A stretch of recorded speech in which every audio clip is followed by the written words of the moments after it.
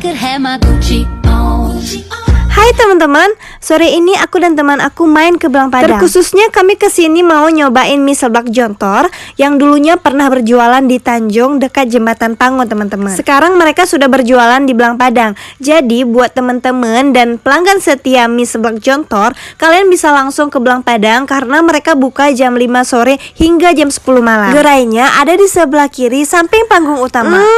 Penasaran menu apa aja sih yang ada di sini? Di sini menyediakan seblak komplit dengan topping bakso tenis, mie jontor topping ceker, mie jontor topping pentol, mie jontor topping ayam suwir, dan juga masih banyak menu yang lainnya. Spesial di sini free level 1 sampai 3 loh teman-teman. Ayo tentukan level pedasmu. Kalau soal rasa kalian nggak usah khawatir. Ini bener-bener mangetan.